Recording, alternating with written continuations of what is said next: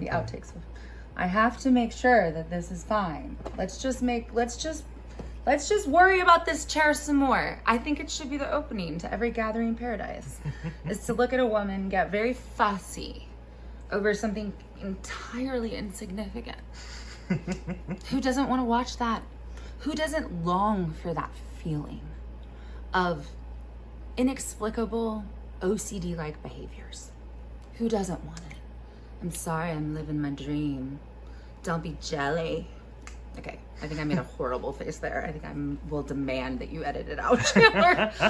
Don't be jelly, because I'm living my best life, baby. Blessed, not stressed.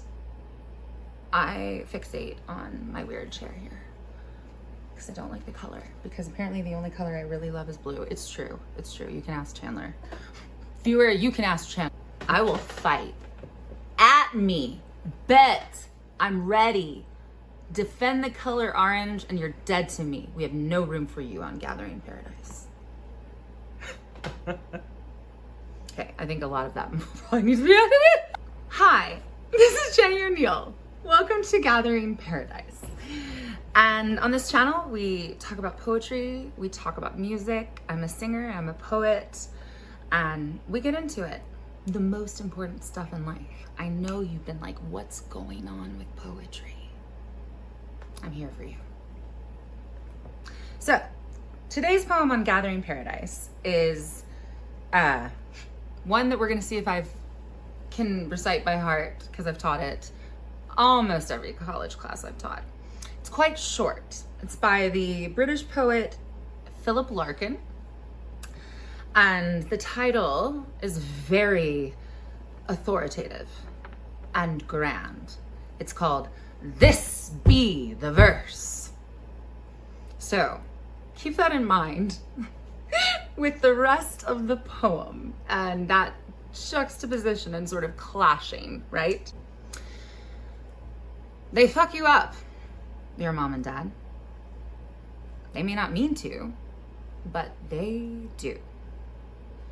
They pass on all the faults they had and then add some extra just for you.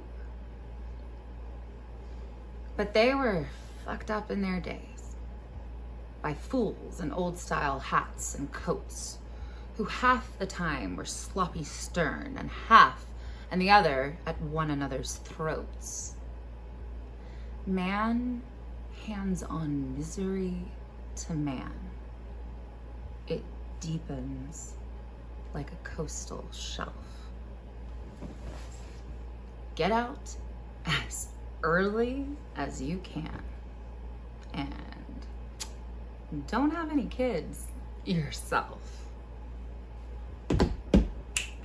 So, the big tension in this poem, and I taught it one time and the student was taking it quite literally, and we have to point out, this be the verse gives you this idea of a grand sort of like 10 commandments edict, right?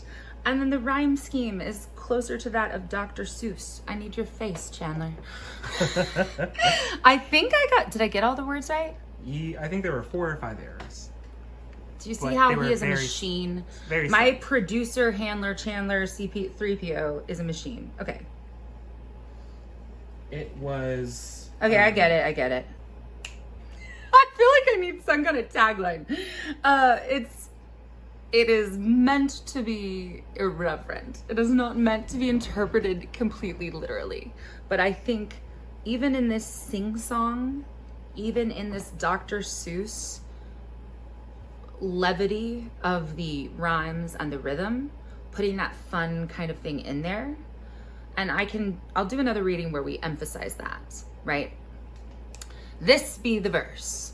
They fuck you up, your mom and dad. They may not mean to, but they do. They fill you with the faults they had and add some extra just for you. But they were fucked up in their turn by fools in old style hats and coats who half the time were soppy-stern and half at one another's throats. Man hands on misery to man.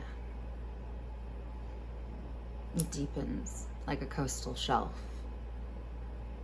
Get out as early as you can and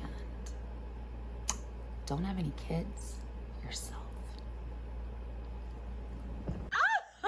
It's such a good point.